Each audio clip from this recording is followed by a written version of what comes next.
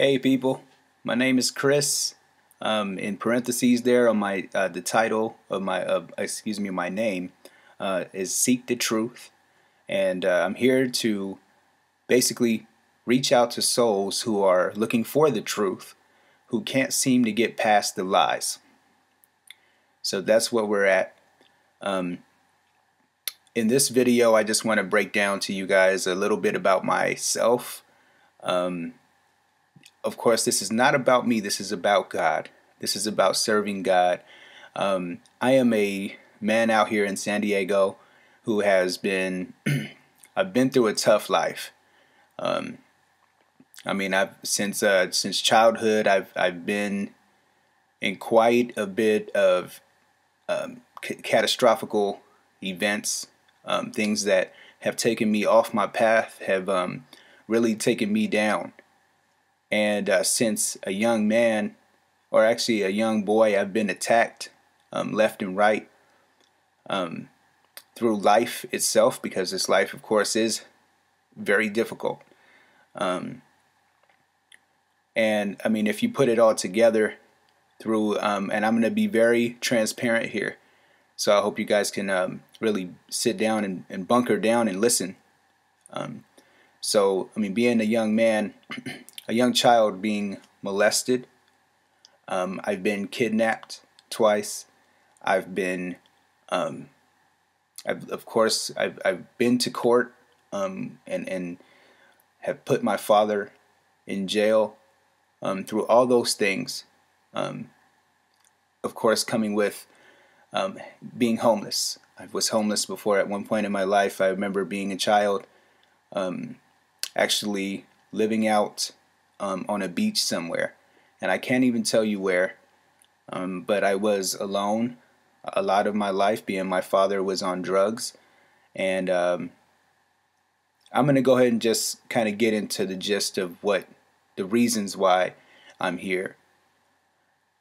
Altogether, I do feel strongly in my heart that God has brought me through all those things to be able to relate to people who struggle, who've been through similar things, or to relate to people who have so much, who can't appreciate what they have. And at this point in my life, I've come to God. God has led me to a few people who have been major parts of my learning. And I can say I'm always going to be a student, but at this point it is time for me to start teaching a little, at least, of what I've learned. The picture that you see in my name is me and my wife. I am now happily married, and for those who are married out there, or who want to get married, it is not an easy thing. It can be very difficult if you got married for selfish reasons. But at this point, it can change, and it has for me and my wife. We haven't been married long, but we're working a lot of these communication issues out.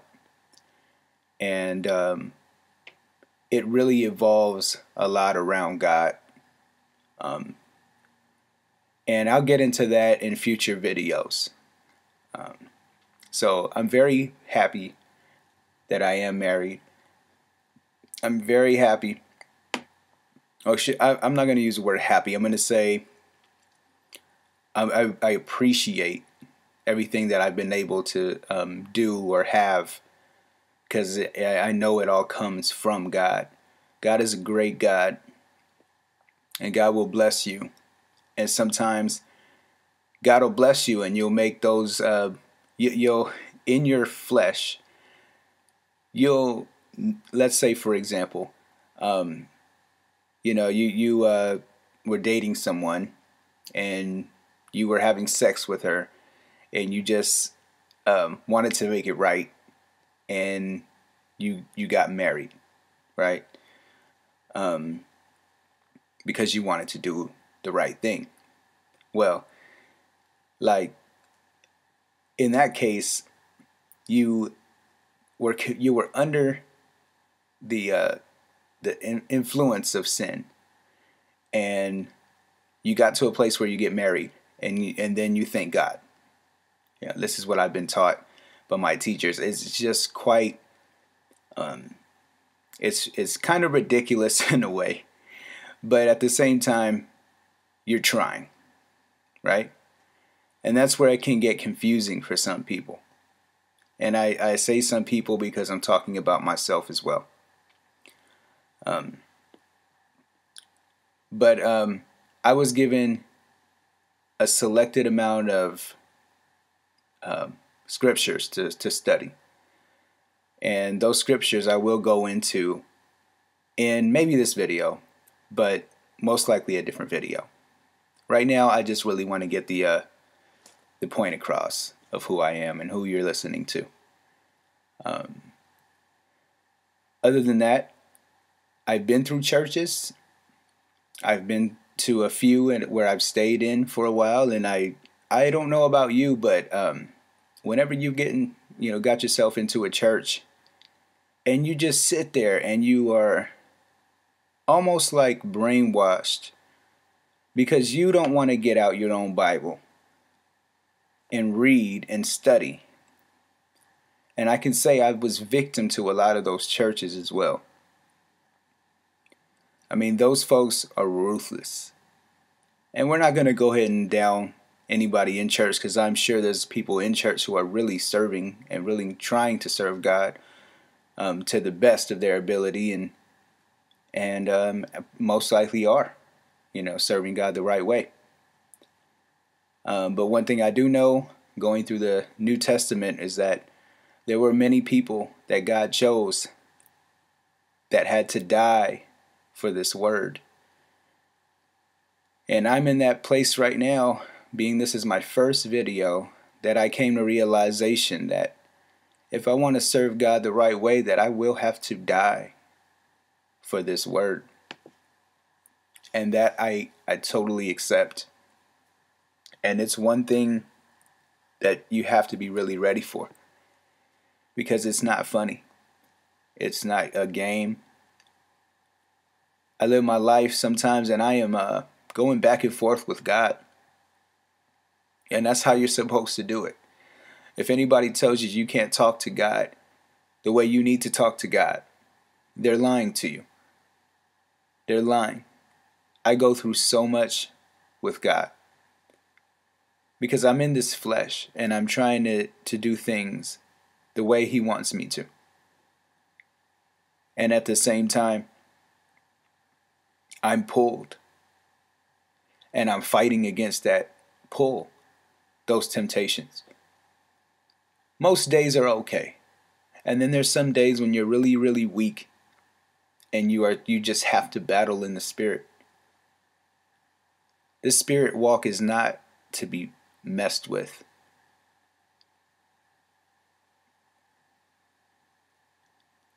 On the right end, you get blessed. Because even if I have no money, even if I don't have a wife and the 3 kids that I have, I would still have my connection to God. Since a young man, I remember praying through my hard times and just knowing that God was there. I could tell you something that was actually pretty it's pretty crazy. When I was a young boy, and my father would leave the apartment, and go out, and he would be out and about. I mean, whether it be prostitution or selling drugs, whatever it may be. And my mom would be at work, till midnight, working at a local McDonald's. Sometimes I'd be in the house alone, and I'd say around the age of maybe 6 or 7. Yeah, and there'd be times where my mom would tell me, Chris, if you're ever found alone in the house and your dad isn't there and you're really afraid, get out of the house, walk about there's a 7-Eleven about 3 blocks away, and go over there. And I've told the cashiers there, so she's made a relationship with these cashiers, and head over there, walk over there, and tell them that you were left at home at night, and have them call me, and I'll be there. And believe it or not, I'd say on 5 occasions, surprisingly, I didn't get taken into whatever child services or something like that.